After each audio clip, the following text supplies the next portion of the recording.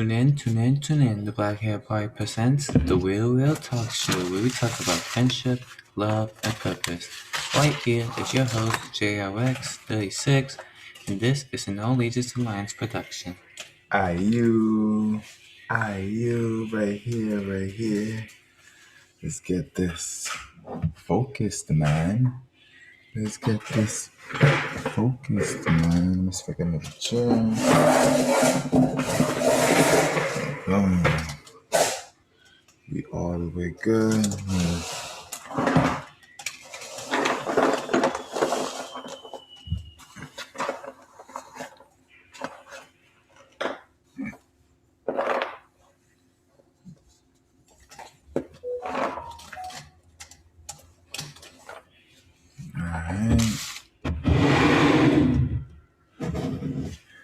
So let's go ahead and find this video for In My Own Words. We're about to go. Let's go back.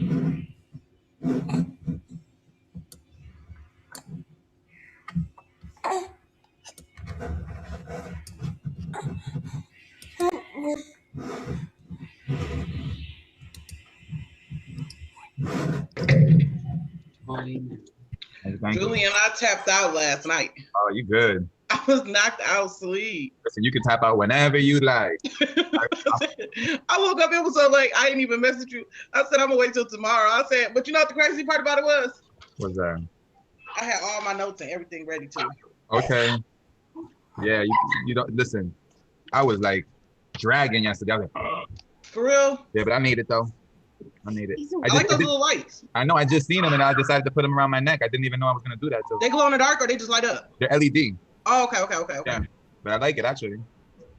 I can see the glow in them. Like they like a glow. Yeah, right. Like they got these weird. Well, I think it's because the battery's running low. Oh, okay. Yeah, I think the batteries. Let's see what happens when you got full battery. But yes, I talked to the computer about fellowship. Mm-hmm. So it was pretty dope actually. Like I had pulled up a chart that made by some guy named Robert Kelly, and I was like, oh, this is pretty dope. So Okay. I talked about it. You know, I didn't know that it was a thing like that, but he broke it down pretty. Like the chart breaks it down in an interesting way that, you know, it's a. Oh, I talked about. Yeah, I'm trying to change these batteries. So what's good? Oh man. I'm almost towards the end of the book that I'm reading.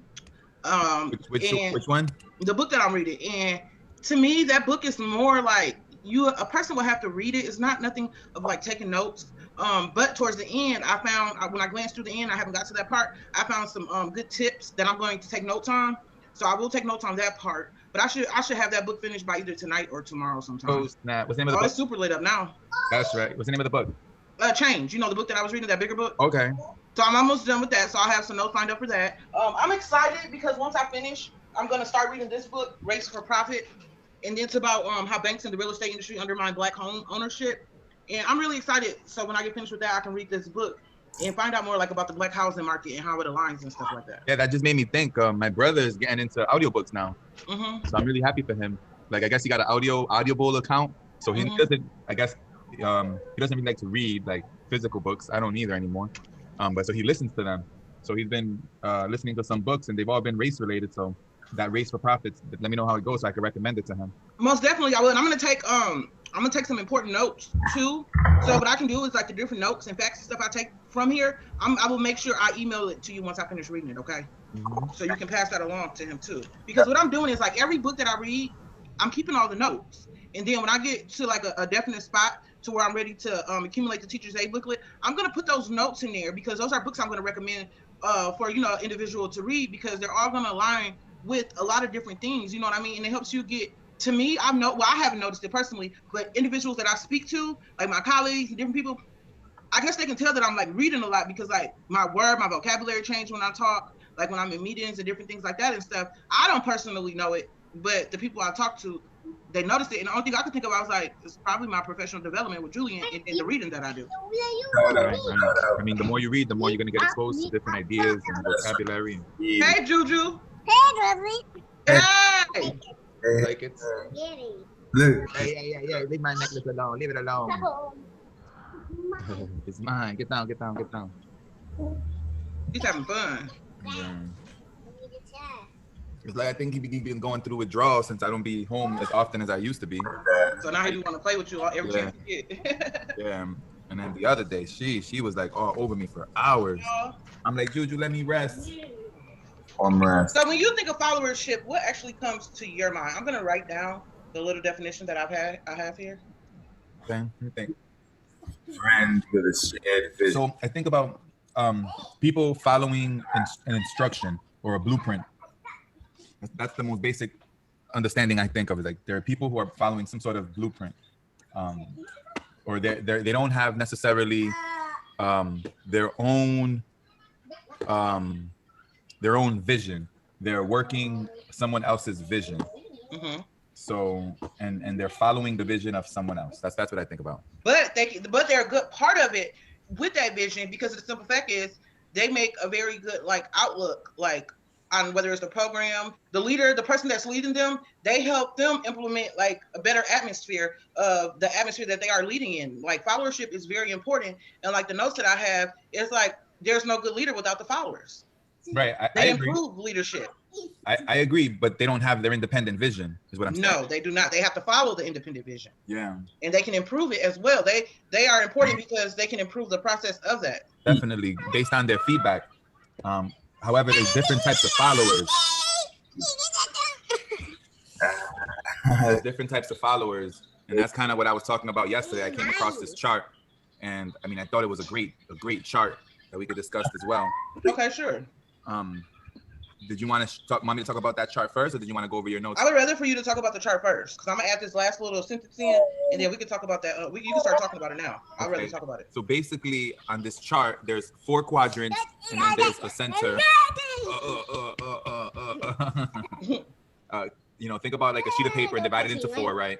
And then there's four quadrants, and then there's a center quadrant, and then each quadrant represents a personality type under fellowship. And on the left, you have the passive. On the right, you have active.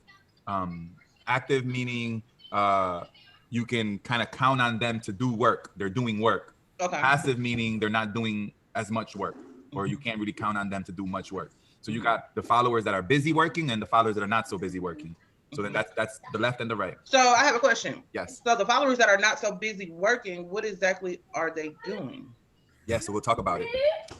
He's just hanging Let out. me give you the top and bottom now. So then you have the ones that are thinking critically and the ones that are not thinking critically. So you have busy, not busy, thinking, not thinking. Does that make sense? So you got followers that are thinking, they're thinking critically about whatever's going on. And then you got followers that are not thinking critically. Okay. So you got followers that are not thinking critically, but are very busy. They call those the yes people, like a yes man. Does that make sense? Yes. And rather than calling them yes man, we'll call them supporters. And those that are cynic, or alienated, we'll call them haters. And those that are often associated with an animal, we'll call them the crowd. And the exemplary worker, what shall we call them? Light. We'll call them light. All right. So this is a follower that, like, whatever the leader says, yes, sir, yes, yes, ma'am, yes, yes, yes, yes. They're not questioning the leader. They're just following instructions. That's active, not thinking. Now, there's pros and cons to that. The pro is that they're actively working. At least they're getting work done, right? Mm-hmm. One of the cons is that they don't give good feedback. They don't give constructive criticism. So like they'll follow a leader to a fault. Like they'll follow a leader into a ditch. They're not questioning the leader. They're not necessarily improving the vision. They're just yes people. They're just saying yes, yes, yes, and they get it done. So then that's not thinking, active. Then you got not thinking, inactive or passive, and they labeled Robert Kelly labeled that group as sheep. So these are the people that they're not thinking about it. They're in the arena, they're in the building of the leader. So they're like, I'm thinking of a church. These are people that will go to a church. They're not really thinking about it, and they're not active in the congregation. So this is an organization. They're not really doing work independently. So they need to be they need to be supervised. Like, and they're gonna do work when they're in front of you, and they're not critically thinking, and they call those sheep. So the difference between the sheep and the yes people is that at least the yes people can kind of work independently. The sheep, like the yes people, you give them instructions, they'll accomplish the instructions. The sheep, they need supervision. Okay, those are the bottom two quadrants. The upper left quadrant is inactive critical thinking. So the inactive critical thinking, what do they call those?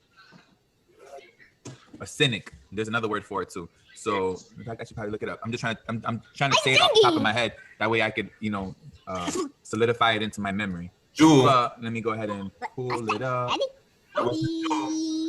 That was a jewel. Okay, I got it in my phone. I'll pull it up on my phone. Anyway, so those are your cynics.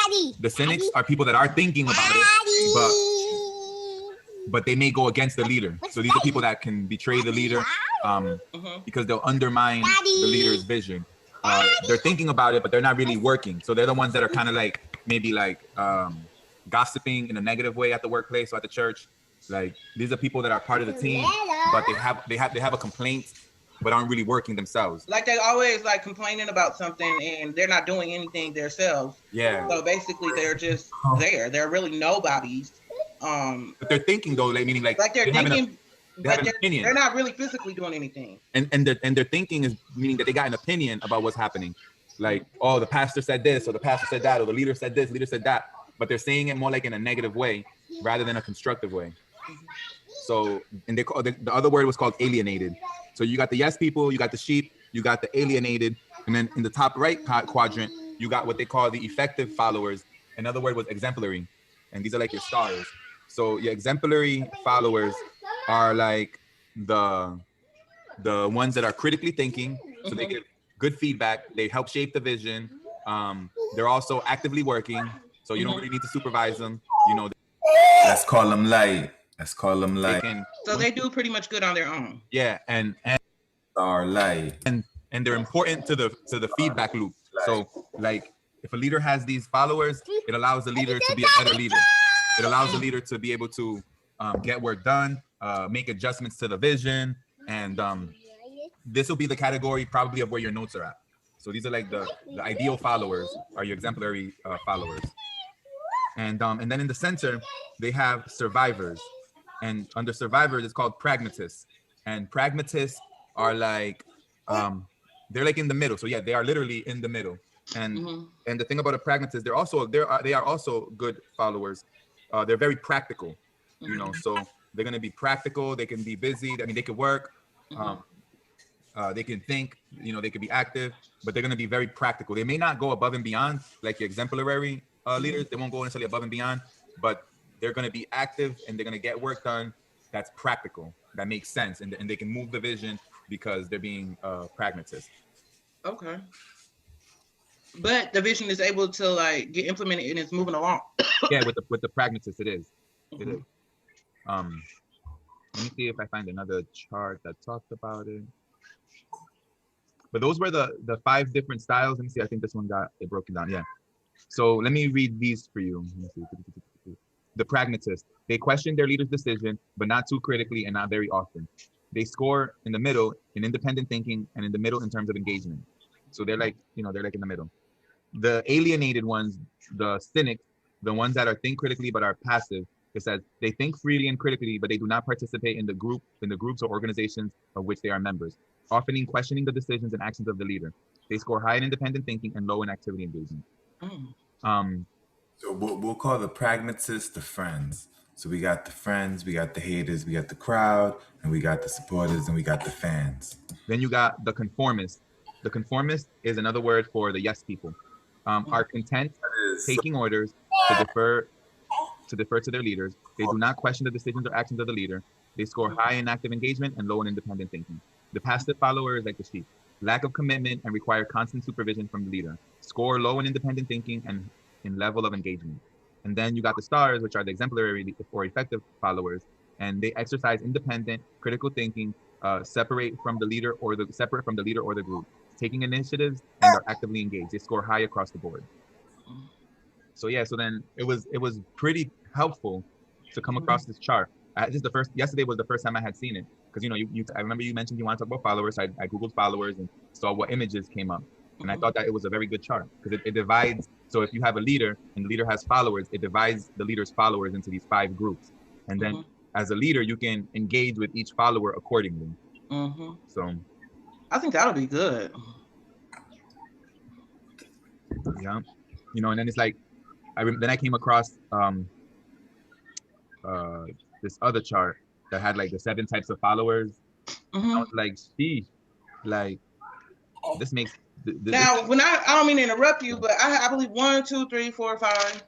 I have 7, and it's like motivation, courage, service, dedication, work ethic, good judgment, honesty. So those sounds like characteristics of a good follower. Okay. Yeah, you said the number 7. I'm like, hold on, wait a minute. I got 7. Okay. Yeah, so those sound like 7 characteristics of a good follower. Okay. So the 7 types of follower, and there's more. These are different. These are people's opinions on it. But what you did read sound like character traits. So now what I'm going to read here, these sound like personality types. Okay. And then I'm like, man, like no wonder leadership is whack. I personally love talking about leadership, and I like to consider myself a leader in some ways, but I don't want followers. Like it's like listen to these followers, right? So you got the loyalists. These are your loyal followers. Now, that sounds like it's a good thing, right? You got loyal followers, but I got a quick question. Okay, what if the leader is not loyal, but you have these people that are following you that are loyal people? Like, how does that work? Well, the question is, what is the leader not loyal to? Because there's loyalty to the vision and then loyalty to people. Loyal to the people. Yeah, you see, that's where it gets challenging. That's where it's tricky at. I don't want to be loyal to people. I want to be loyal to a vision. Because what happens when you're loyal to people is you get Hitler. You get people following Hitler regardless of what he's doing because they're loyal to him, not a vision. So I think it's like I don't want to say scary, but it's like you got to be very cautious when you're loyal to a person who's a leader. Because what happens if they start doing evil things? Are you still going to be loyal? You know what I mean? So that's where it gets a bit challenging. And that's what I'm looking at here. So like, what happens when you have followers that are loyal to you as an individual and not necessarily the vision? That creates a huge pressure for that leader. Because if those loyal people may want you to be loyal to them in return. And then what happens if you got a pedophile in your loyal group, or you have a person that physically abuses other people, but he's very loyal to you? Do you just let it slide? Nah, you can't let it slide. You got to hold them accountable, But that's the thing. That's where it's like it's tough being a leader because what happened. You have to check these things. Like if you're leading people, if you're a pastor, if you're a leader of an organization, and you have a bully that's part of your organization, you got to address that. Like you got to solve for that. Otherwise, you're not being the greatest leader for your people. And then sometimes it's like, what if it's your loyal followers that are breaking the rules? Do you make an exception? Because not to say that it's easy, and not to say that you have to actually act, because you could act in thinking to process for a solution and to create the situation that could, best result in the outcome that you'd like. So I'm not suggesting you got to go do something in that very moment, although depending on what's done, that might be what is most appropriate, is to be handled right in that moment. But generally speaking, you could be strategic about it and handle it in a future moment when it's the best time. Because they may be like, well, we're the loyal ones, make an exception for us. So then these are the 7 types. You got loyalists. Then you got the realists. So the realists. Wouldn't the realists be like loyal though when you think of it, or how does it happen? I think the realists are going to be kind of practical. So look, I looked up the realist. Realist, a person who accepts the situation as it is and is prepared to deal with it accordingly. An artist, or no, not that one. Accepting a situation as it is and being prepared to deal with it accordingly, representing a person or thing in a way that is accurate and true to life. Although our modern notion of being realist is much closer to standard pessimism, downplaying the good things and seeing the bad as inevitable, a true realist is someone who makes completely unbiased judgment and who doesn't see things through any kind of filter, neither positive nor a negative one. Does that make sense? Okay. So it's basically, it's someone that's handling the situation as it goes. And they're not like, so for instance, as a leader myself, I could be a dreamer, right? And as a dreamer, I could be speaking about high values or high principles of what it's going to be like tomorrow and the vision, and kind of like look at it through like a fairy tale perspective. Well, a realist don't really care about all that. A realist is trying to see what's going on right now and what's the best decision right now. Like for the moment type of thing. Yeah, like they're not caught up in the emotion. They're not caught up in the emotion, and oftentimes leadership, at least visionary leadership or leadership that's focused on the future, is emotion based. Like I'm thinking even like Martin Luther King when he had the "I Have a Dream" speech. Like that was like I guess a blend of realism with visionary leadership. It was about the future, about this vision about the future. But if you was there in that moment, you might be like, all right, that sounds all great, but that's not what's happening right now. And what can we do right now? You know. So then so you got the people that are gonna follow you, like the loyalists, and that has its pros because you can get work done with loyal people. You can get work done. But those are kind of like, now is that the reason because they're like committed with loyalty? Would that be the definite reason of why work will be getting done? Or Showing up every day. If they're being loyal to the leader and the leader is actively giving instructions, Juju, why you do that? And the leader, Juju, that's not funny. And the leader is actively giving instructions, then they're going to be doing it. And that's what makes them loyal. Now, if the leader is not giving instructions, then yeah, work might not get done, or if they don't know how they fit in, but then those will become weaknesses of the leader. However, I mean, I'm thinking of a gang, you can have loyal followers that will then protect their leader. So work doesn't necessarily have to get done. Like maybe they're not selling drugs, or maybe they're not doing whatever activity they're doing, but they're protecting the person that they're following. So I think the loyalists are going to be following and are actually going to be doing the work for the visionary, for the leader. Again, the downside is that they're more following the person and not the vision. You know? I think that's the part that I personally, would not want to be in. Like I don't really want people to follow me. I would prefer that people follow my vision, because it's like, especially because humans are not perfect. So a leader needs to be. Gotta follow the black hair, my friend. Follow the black hair. And to be honest, it was the vision: health, access, relationship, experience. Like when I think of like me in my position, I think of that I am actually following a vision. Like I don't, because like my boss, like she's very maybe, how can I put it, like she's really good with me. We communicate when I need to, but I do my job, and I'm quite sure I do a good job at it, because like I update her. Everything I say I'm gonna do like my professional development. I'm in class. I keep in contact with her good. If I can't make class, because I'm the teacher's aide for online, I let her know ahead of time, like, hey, I got this appointment, blah blah, skippity. But it's like I'm following a vision, because when I think of my list of my job duties, I do everything on there, but it's following the vision of the Youth Build AmeriCorps for the students. You know what I mean? And it's like everyone that's there is like, we're following a vision. That's what we're following. She don't have to be there in the office with us 24/7. She can't be there right by us. Like say for instance, like at Walmart, they have to have their manager on shift with them, right? Well, in the workplace where I'm at, like we don't have to have our boss. Everybody know what is expected of them. You know what I mean? And when I think of it, now that I'm thinking of like a vision, it's more like, okay, I'm leading, but I'm also following a vision when I think of it. It's the Youth Build AmeriCorps vision. That's right. And I would say that she's probably not the leader either. Like she's following a vision as well.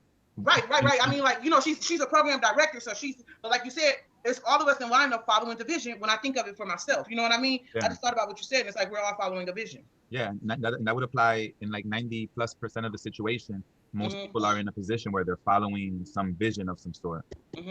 It's rare to be in a situation where you get to, form your own vision, unless you're the CEO or unless you've been empowered by the CEO or the director. Or like, and then there's different visions. Like where you're at Lewis and Clark, you also got the president and the board of the school who have their own vision, and AmeriCorps is only a small piece of that puzzle, So there's also layers to it. But for the most part, people are following, someone else's visions. I think this is more evident in churches. Like in churches, a lot of times, there is a leader, and I mean, churches are all following the blueprint laid out by a Bible, but essentially they're interpreting that Bible in their own ways, and they're following, their leader. Like it could be if it's a small church, it could just be the pastor, but if it's like a bigger church, it could be the headquarters of that church. And this is why I think it's important that we're talking about followership, because a lot of people, might accidentally think that they're leaders or they're in leadership when they're in followership, and that's not a bad thing, You know, and then we can say you're a leader within followership. You know, we can say that. That's not like, I wouldn't think that that's an incorrect way to saying it. But we're managers within followership. That's probably more accurate. Like there's a hierarchy of management. Then you got middle managers, high managers, and then we're managing individuals within an organization where Managing the individuals through managing the procedures that have been created in the job descriptions of those individuals. That way, you're more focused on the procedure versus the the individual. leader has a vision. QLC. But yeah, I think like in your case, what you're saying is for the most part, you're executing on a vision. Now, granted, there's like so many moving parts because it's your manager, your leader, which is mostly your manager because she's managing your career per se. You know, she's managing your professional development. She appears to be practicing like a service leadership, you know, where she's making room to be sure that your needs are being met so that you can better accomplish your job. So, you know, there's all these things that are going on at the same time. So I guess the main thing is a lot of people would think that following is like a bad word. Like, and I think that it needs to get its respect. It's not, you know, and nearly every great leader that I've ever met had to follow someone else's vision, you know, and then they build on that vision, and we're building on the vision of people from the past. Like even churches, like, you know, if you're a Christian, then at some level you're building on the vision of a previous Christian, you know, like there's a scholar or some sort of theologian that kind of like set a direction in which you're following, whether you're an Adventist, a Jehovah's Witness, a Baptist. These are all types of Christianity that each had their leader, which built upon the views and actions of previous leaders. So yeah, so then let me read some of the other ones. What's your storyline? Who you following? And who the person that you following, who they following? We all following something, someone. So who is it that you follow? Who is it that who you follow follows? And what's the program? What's the program? Are you programmed for here? Are you programmed for there? And what does that mean? You know what that means? You know what that means? Are you wired for freedom or are you wired for control? Is that, do you want to be governed or do you want to be sovereign? Let's hear it. You got traders, and I was like, oh man, like you can't forget about your traders, and these are the same as your cynics. So the realists are kind of like your pragmatists, according to Kelly's model. The loyalists are kind of like the conformists or the yes people, according to Kelly's model. So these are just different names for like a lot of the same, for a lot of the same behavior, the same types. So you got the traders, and it's like, you know, I was reading and I'm like, man, like this is why leadership is not like a fun thing to do. Like a lot of people want to be a leader. It's like, do you know what you're trying to sign up for? Like, Right. Because by becoming a leader, you're gonna have the cynics that are gonna be attracted to you. These are people that are gonna be in your camp or in your team, in your organization, that are thinking critically, but they're thinking critically in opposition to you. You know, like they're like undermining the leadership. They're talking bad about the decisions, you know, and then eventually or essentially they become traitors, and then the leader will have to deal with them in some way, shape, or form. Otherwise, they become like a negative thing. Like I didn't want to use the cancer word or a parasite or a virus, but they become that negative entity that can contaminate the rest of the followers. Then you got the spectators, which are kind of like the sheep, you know, or like the people that are inactive and not thinking. They're just there watching. They're just showing up, you know. And when they just show up, and those are spectators. And I'm like, okay, so if you're a leader, like, so you got to deal with people that are just showing up and are not necessarily there for your vision, are not necessarily, they're just showing up. So then as a leader, you want to create a space where people can just show up and be able to contribute by just showing up. You know, it's like you want to be able to solve for all these personalities. Like you're loyalist, so you want to be able to communicate to your loyalists about the vision so that they don't become attached to you personally. Like, so it's important to talk about what it means to be a leader within the organization, within, let's call it followership. Otherwise, they can become attached to the leader. The realist, with them, you just got to give them that, you know, the practical everyday to day work. They need to know what's going on today. They're not necessarily concerned about the future too much. Now, a trader's a trader. It's hard to like, it's like, how do you deal with the traders? You know, essentially, like I would want to like identify the traders. If keeping them is part of the, like if you can't get rid of them, you know, and in most cases, like you got to be very conscious of how you get rid of a person. See, like in a country, people get rid of traders by locking them up. They'll arrest them, you know, and they'll separate them from the group. Like, but when you arrest someone, you separate them from society, you know, and in countries, you can kill traders. Like traders can get the death penalty. So it's like leaders have to figure out how to handle traders. Now, in my opinion, if you're in a church or an organization, and I keep saying church because, like, you know, that's where I've seen a lot of examples of leadership. Like, there's a lot of opportunity to lead and follow within a church. Whereas in an organization, like sometimes like we may just get caught up, you know, being the cashier. And then how, you know, if you're just a cashier, like how much are you really contributing to the bigger picture? Yeah, Not just a cashier. you can have good customer service, right? Mhm. But if you could also just show up and, you know, punch buttons, and not to devalue the role, but it is a role that it's easy to get lost in, and you have minimal impact. Yeah, so let's clear that up. So it is a role that there is a lot of individuals that can accomplish the task. So because there's so many people that can do that task pays a lower wage and then presents itself as a position with a little bit lower importance. Although, like I'm gonna clear up in just a second, I believe, you know, customer service, those that deal with the public, you know, first, that those that give the impression, those responsible for the impression of the organization are a valuable piece and often aren't paid accordingly because of that. However, it's because that at the core of it, where when that position is quantified, when it's measured by productivity, you know, it gives the perspective that it's just pushing buttons, and anyone can just push some buttons. However, you know, someone who can push buttons but can care and give a great customer experience is highly valuable. You know, internally, yes, like you're the face of the organization by being a cashier because that's who they see. But in terms of changing policy, you don't have much influence. So it's easy to like have high turnover, meaning like you got people that become cashiers that come and go, and they never really become invested into the organization. You know, they just work there. So the next one was opportunist. And then opportunists are just people that are taking advantage of an opportunity. So you have a leader, and the leader's hot. The leader is moving. You got they're selling a lot of products. Their church is growing. Like whatever the organization is, you got this leader that's doing good, and then you're gonna have people that are gonna just gravitate towards that. You know, just to take advantage of the opportunity. They see a star. They see someone who is in a position that's going somewhere, and they're just gonna hop on the bandwagon. You know. And again, I don't want to say like it's a negative thing because they're useful, you know, especially to a leader that's trying to get some work done. If you have some opportunists, you know, they could be useful. But as a leader, you cannot necessarily count on them being there in the long run. You know, opportunists come and they go. Opportunists come when it's good and they leave when it's not good. And then that's where you have the loyalist versus the opportunist. The loyalists are going to stick with you through thick and thin. Or they come when it's good and leave when it's good. Like not necessarily because there's a shift in it. It's just because of the timing. They're there for a season, and that's perfectly fine. So I don't want to make it seem like it's not. So it's like they come for a period of time. Sometimes they come when it's good and they leave when it's good. Sometimes they come when it's bad and they leave when it's bad. And what does bad mean? Bad may mean disorganization. Bad may mean disconnection. Not necessarily bad as in evil or as in, you know, illegal or immoral. They're your day one. They're gonna be there when it's rough. They're gonna be there when it's good. The opportunists are gonna be there when it's good, but they're gonna be gone when it's bad.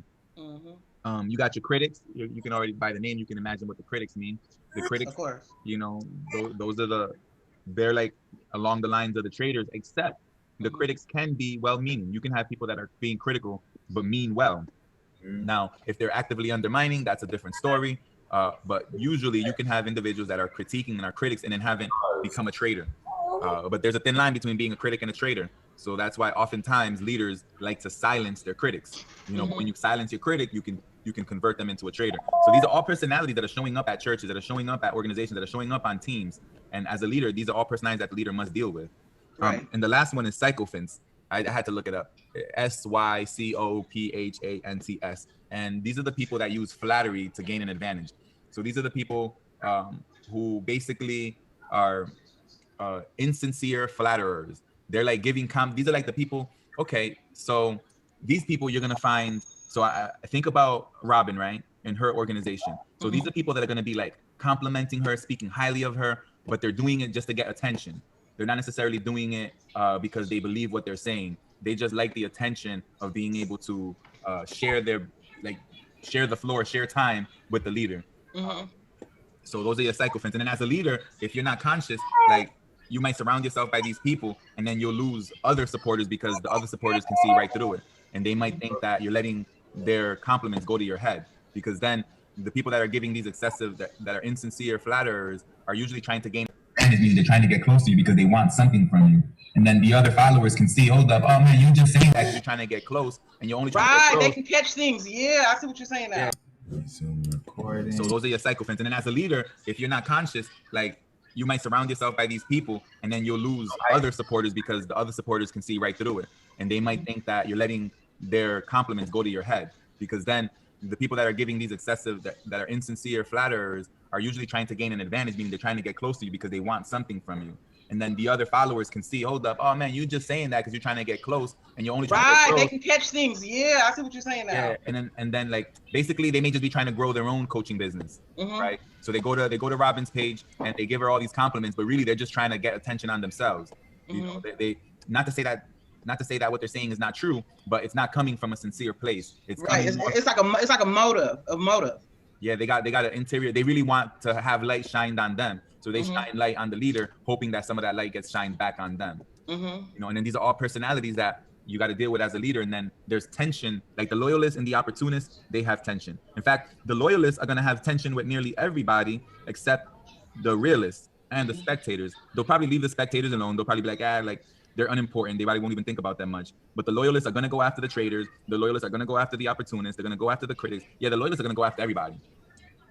Because they're defending the person. So let's think about Robin. These are people that are become personal friends of Robin, and they're going to be with her through thick and thin. And they see these new people coming, trying to take advantage of her, talking behind her back, you know, just there, just to be there to like get information or steal information. So these people take it personal, you know. So they end up getting in conflict with a lot of the other personality types. So as a leader, you got to be able to have solutions for when these, you know, for when these and to be compassionate to them, because they're doing it from a good place or with good intention. Dynamics play out within your organization. But yeah, so then that's it on the 7 types of followers, and that's it on the Robert Kelly model. But I was like super intrigued by it. I was like, oh, this is dope, because in my career, I've only I've put primary focus on leadership qualities and being a leader without spending much attention on followers. Now I have studied followers, but I didn't go as far to identify them like this. I studied followers. It seems like this is deep. It's like it's giving you're learning the definition of followership and traits, but it's aligning with leadership too as well. And it gets deep. Like the more you read, like the deeper it gets. Yeah, definitely. And it's important to know to be an effective leader, in my opinion, because it comes in handy when there's conflict. Because if you can identify who's in conflict with who, then it gives you information as to how to handle that conflict.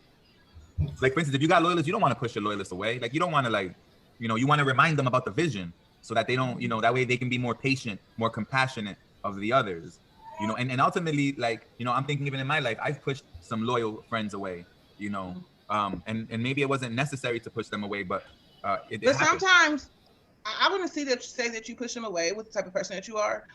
Sometimes in our life, we have to worry about self, and you have to put yourself first, and as well as your household and your family and stuff. And sometimes the outside world can kind of fade, you know what I mean? And when it does fade, it's not that you let anyone down. It's just that your season was for you. And you don't seem like the type of person that let anyone down or anything like that. You just, it was a time in your life where you just was focusing on you, your children, the household, things that you need to get done. But within that time, you wasn't really socializing like you had been doing in the past. But that's not your fault. It just was a time where it was for you, for yourself. That's like me. Like right now, I wouldn't say like everything that I'm doing pretty much in my life is like aligned with my career. And I talk to my family. Don't get me wrong. I talk to them. I hear you. I know where you're going. And now it's like when we do talk on the phone, it's not that long, but I'm doing something that's going to benefit me and my family and everyone around me, because if I'm happy. Jaden.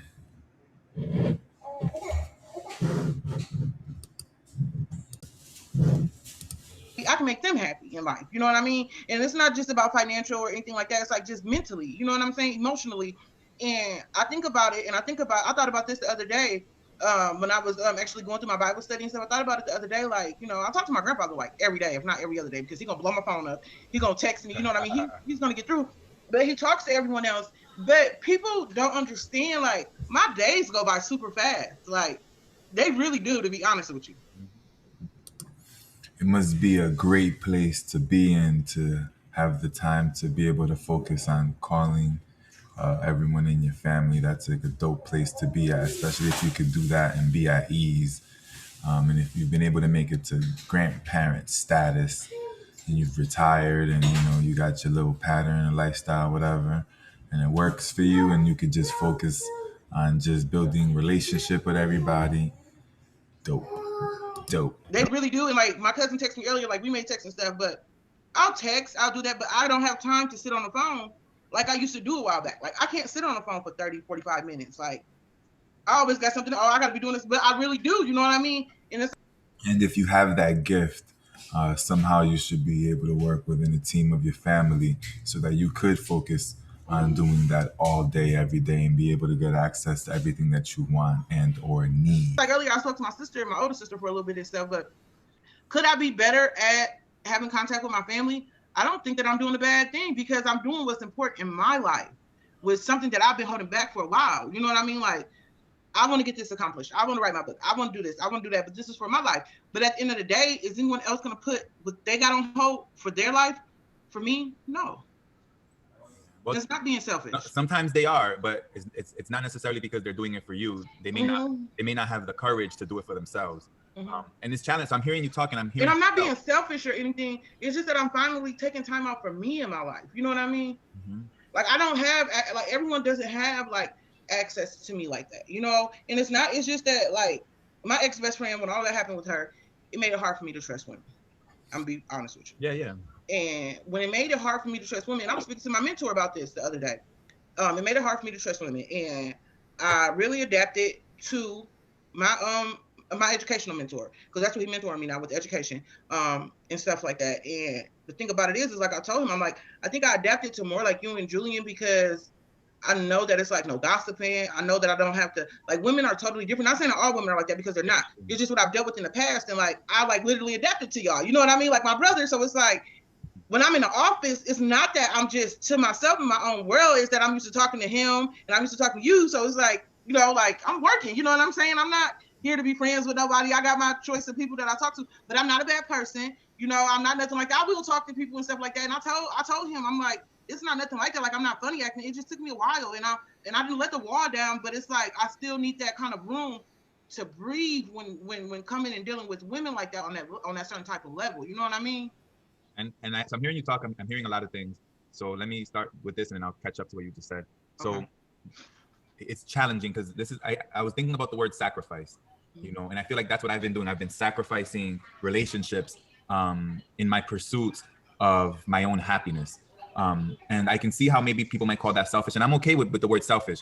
Like, I don't think it's a bad word. I think that if we're all selfish, then we can all be happy, and then we learn to work together. Like, be selfish and then compromise. Like, let's be selfish and then let's work from there. That way, no one's like trying to make nobody else feel guilty or nothing, because everybody has permission to pursue their best. But like, so for me, I used to talk a lot on the phone with a lot of family, and what happened is, and it's like, in order to accomplish something bigger than yourself, like in order to achieve your dreams, you got to put time into it. And we only got 24 hours worth of time. You know what I mean? So something's got to give. And then I'm also a parent, right? Like you're a parent as well. Like you want to be able to have some energy to focus on your family. You want to have some energy to focus on yourself, especially as we get older. Like we got to like pay attention to more things, because then like our bodies need attention, our minds need attention, our social life needs attention, our career needs attention, and then our future needs attention, like our professional development. Like, so it's like, if you're not able to, so that's like, let's say like in your case, like if you're not able to fulfill like professional development through your relationship with family, it makes it a little bit harder to be on that call. And that's what was happening to me. Like, it's a little bit harder now, and it's unfortunate because then I'm losing out on a relationship. And then that's all that family wants. They want a relationship, right? But if I'm going to accomplish my goals, or if I'm going to be the best version of myself, like I needed time. I needed time to be able to see it, to be able to like improve myself. And this might be something about our kind of personalities, because, okay, so, you have people that are achievers. I think it's possible that we can fall into the achievers category. And then as achievers, in order to achieve, it takes time and effort. And that can take, and then being on the phone or being in conversations with people who are not achievers, or that maybe want to socialize, whether it be our friends or family. Or maybe achievers, but in a different category. And at that moment of choosing not to be achievers. Like it causes achieving, like you lose points in the achievement category. Right. That's what it's like, a feeling like I got my book out reading, and I remember one time my brother called me, and I'm like, shit, I'm ready to finish reading my book. You know what I mean? But it's not, and I feel like I'm doing something bad because I'm still on the phone, but I'm trying to finish reading my book. But Yeah. Now, like what I do want to remind you is that relationships are ultimately what's most important, and it's something that something I gotta figure. I'm talking to myself here. Like I haven't been talking to my family. I haven't. And there's different reasons why. Like now, granted, I do speak to one of my brothers. So I guess let me take that back. I do speak to family, just not everybody I was used to talking to. And for different reasons. Or that I would like to be talking to. Ideally, I'd like it to be like a retired person, being able to just call everybody and reconnect, and be able to focus all my attention on that. That would be ideal. And I Business is on automatic, or it's being monitored, whatever. Everything's going good. would like to change that, but I if I'm honest with myself, I feel like I'm not able to until I achieve a certain level of success. And I know that's false. I know that's not true, but it is in some respect. You know, it's like I feel like I'm thinking of one, I'm thinking of two, I'm thinking of three people in my family that when I'm financially successful, I think that I can be more. Okay, here goes. I want to be more influential. I feel like I want to influence. Leadership is influence. My family in a positive way. And I think that the fact that I haven't made the amount of money that they think I should have made causes them not to be influenced by me. And I think that they would disagree with that. They would say, oh, it's not that, Julian, it's something else. But I feel confident that when I am financially successful, that's going to cause them to give me their ear in a way that they're not giving it to me now. Not everybody, just generally speaking. But all that to say is, like, as I'm talking to myself about this, talking to you and talking to myself, like, I really want to get to a place where I can have more everyday regular conversations with them. But here's the thing: if I can't be influential, then I don't really like I guess my personality tells me that I need to be useful, and I need to be like, I don't have anything to talk about, because I mean, right. I don't have nothing to complain about. Everything is pretty much good. I don't need help solving like anything about my future. Like, so it's like, what am I going to talk about then? You know, unless I have something I can influence in a positive way. So I feel like I've sacrificed some relationships in my pursuit of achievement, and what that meant for me for many years was happiness. Like, in order for me to get happier, I needed time for myself so that I can understand and know myself better, you know. But yeah, so I think that is important that we remember that, like, you know, that we don't lose balance with like achieving versus family, because, you know, some of our family members need that connection, you know, because they might be like sad. My sister, when me and her talk, we talk when the timing is right. We both get up early, you know what I mean? And I'm preparing myself. And by the time she called me, she just called me like when I could be in the midst of like making me some coffee, but I have that time, that 45 minutes, you know, to pour into that. And so, and we always like a plan ahead to talk and stuff. And then I know she got the babies and things like that. So it's like, and I'm not trying to fault my brother out of it, you know what I mean? Yeah.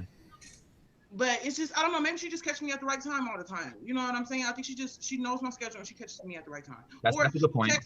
She'll text me like if I'm on campus or something like that, she'll text me and be like, call me once you get home and get settled. I need to talk to you. You know what I mean? So I'm not going to say it depends on who it is and what the case may be, but I feel like I am starting off with a good start with opening up, with being a part of the mentorship with women and being around other fellow mentees. I feel like that's a start with relationships for me, and talking to other women and you know, the sex space and things like that. I feel like that's a very good start for me, and I feel like that's going to open me up more and break that wall down. Well, and I would just advise you to just be conscious of all these personalities that are going to be there. Of course. You know, because you're going to find the loyalists in her circle. You're going to find the traitors. You're going to find the opportunists. You know, and I'm saying that because in the past people have broken that trust. Like, these people, they're going to keep reappearing. But if you see them, then you know to stay away from them, or you know what, like, not to tell them too much, or like, you know how to handle them. But I think it's great that you're going back out there and that you're putting yourself in these positions. But what I'm saying is, don't necessarily think that those personalities aren't there either, because they're there. You know, it just may take some time to see them, you know, and it may take some time for, like, once you get settled in, for them to feel comfortable to come at you with whatever motive or agenda they might have, you know. But I think being able to be in that sphere, in that environment, is a great experience. You know, like, it's gonna like give you experience that is gonna allow you to be a much more complete person. Because I think that you're a leader, and I think that, like, this is like how you become a great leader. You have to expose yourself to different experiences. You know, you're already doing your thing at work. Like we've been talking. So you're doing your thing over here. You're doing your thing with your other mentor. Now this is just another ball you're trying to juggle. But this is like a big ball, because, like, it has to do with you getting back to women. Like, it has to do with, you got men. I think you got men down pat. Like, I think that between, like, I keep a man in check, and I keep a man. Real. I can't tell. See my mentor. I'm gonna tell him what you said. He's gonna be cracking up laughing. This is easy work for you. And I think that the women is gonna pose some challenge. The women is. Yeah. Especially the deeper you get into it, like, you know, especially like, because you're okay. So which one are you gonna be? Like, you know what I mean? Like, you're gonna fall into one of these categories too. But So another thing I like it's like more of like a classroom Zoom setting from what I've seen. And like she speaks first. We do our spiritual thing. Everyone get a chance to get to talk on the floor, and it's like a spiritual thing. But it's more like it's directed towards her, not one of another. yeah, but this is what happens. What happens is people then get in her DM after the meetings. Mm-hmm. And that's how, like, so she's with her experience, she's probably managing it in a different way. But if you look at her DM, you're gonna be able to see these personalities. Gotcha. You know? And then over time, they may show themselves within that. Like, for instance, like you may have someone who might make a reference to a private conversation with her, just so people know that they have private conversations. You know, for real. Yeah, I know what you mean. I know what you mean. So, you know, and then like even you personally, like, or the longer that you attend these virtuals, then the more likely you are to develop a personal relationship with her, where then you might feel comfortable calling and talking to her for extended periods of time, where then you might hear some behind the scenes stuff about other people that are in the group. But then like all that will happen, like it'll happen over time. You'll be able to see more of it. But because right now, I feel like I am getting energy for personal growth and spiritual growth. And within that personal growth is that motivation, that extra push I need to put into my book. For me writing my book and align everything, and then being in a circle of author and other authors is really, I feel like it's really good for me, because I feel like it's a learning thing, and like you said, they can learn from me too as well, you know what I mean? But it's just the experience, you know, and then I'll be able to meet other individuals who will be able to support me when I do launch my book and stuff like that, who will be supportive of that. And I'm really happy because at the end of the day, you know, like with God, I can do it all, and I don't have to be in church. I don't have to go to no church. I can be at home reading my Bible. You know what I mean? It's like I'm still getting the word of God in me, but it's not from someone who's trying to take power over me. You know what I mean? And that's one thing I liked about her, when she said, you know, she's done ministry in the past, and it just wasn't for her. You know what I mean? And this is probably how she evolved from it. So I'm saying, because as a leader, when she was doing ministry, she probably had to deal with these different personality types. And I'm saying that'll. But I love the way that she gives the word of God, because it's not like, you know how some people take the Bible and they'll put it in their own words, like pastors. She don't do that. She don't do that, and I like that because I feel like I'm getting the actual deal. You know what I mean? So, but I'm glad, and I think if I'm not mistaken, tomorrow evening is one of the days, which will be my first day, that I attend virtually. But if it is, I'm gonna Facebook you and let you know. Okay. Okay. Cool. I think it's tomorrow, because I know it's every other Monday in a month, and I'm thinking tomorrow maybe one. But if so, I'll make sure I Facebook you tomorrow though. Okay, and let you know. Okay. And then follower. You want to continue followership or? Yeah, because I still want to read your notes. I want to see. Okay. Well, I got all of my notes, and then I'll Facebook you. Just in case I got to attend tomorrow, I probably won't be on tomorrow. But if I do, we can finish my notes. But I'm gonna Facebook you and let you know. Okay. Yeah, for sure. Okay. Tell Betsy I said hi too. Okay. All right. Is Jaden gonna meet with you tomorrow by any chance, or how's that going? Tomorrow is Monday. Oh, tomorrow. Okay, I'm looking at the corner. Yeah, what I'm gonna do is since you haven't set a schedule a timing of when you will be available. Our meetings are going longer, so if I the best I could say is maybe 11:30 to 11:45. Which will be my time, 10:30. Yeah, 10:30. 10:45. Yeah. Okay. We'll just play it by ear and see how it go. He still got the link. And just let me know. Okay. Cool. Just let me know. But I'm gonna make sure I have his assignment ready for him though. Yeah, and real quick, I met this one lady who has her own candle business. That, I like to interview, so I told her I'll just get back with her. So we'll talk more about it. So maybe I love me some candles. Yeah, so maybe we'll talk to her and learn her stories sometime this week. So that'll be dope. And and then I can make out a few. I'll have probably I can give me like a few questions together because I love burning candles. Okay. I'm gonna see if I find hold on. I think I can check real quick. She was interviewed by a podcast. So if I send it to you, maybe you have time to look through it. Okay. Kind of see. You don't gotta watch the whole thing, but you could kind of like get a hint of what she's about, her story, which might help you come up with some questions. 1 second. Let's see.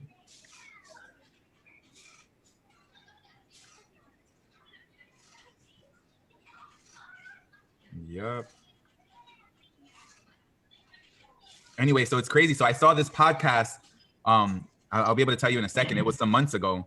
And then I met her in real life. So, okay, I saw the podcast November 30th at 1:11 a.m. in the morning. And I sent it to a friend who I knew, I sent it to a friend who I knew was trying to start her own candle business. And then I went to this event yesterday, and my booth was set up next to hers, and we was talking or whatever. And then all the pieces came together, and she's the same one that I watched in the interview. The only thing is when I watched it, I mostly listen. like I don't really watch with my eyes. I kind of listen with my ears. So I couldn't recognize her from the. It took her talking about it for me to realize, for me to be like, oh snap, I think I saw the podcast that you was in. And then we got to talking more about it. And I told her I'd like to be able to. I told her what we were doing, and I told her I'd like to be able to like bring around and talk more to her about it, and go from there. Okay. Yeah. Well, alrighty then. Then I'll make sure I have a few questions. Go ahead, email me that. I'm gonna check it out. I just did. I sent it to your messenger. Okay. Awesome. Cool. So I can view that. I can view that while I'm laying in the bed. And then you'll hear her story, and that'll prepare you a little better for questions. And then I'll have like I like going off the cuff without thinking about it. But I think it's a good balance if you do think about it and you do have some prepared questions. I think that's a good balance. At least like I'm thinking like maybe like 3 to 4 questions, not a whole like long list. Whatever you feel comfortable, like it's whatever. Okay. So, then we'll just free flow. So. Okay. All right. All right. Thank you. All right. Take care. See ya. Bye bye.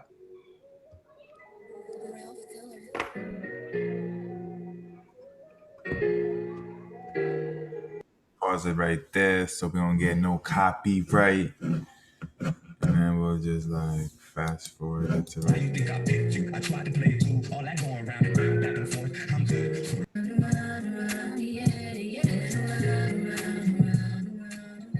So now, the Black Hair Party has presented the Real Talk Show, where we talk about friendship, love, and purpose. That was your host, JRX36, and Alexander Blockton. We will see you tomorrow night at 11 p.m. Eastern. Take care now. Bye.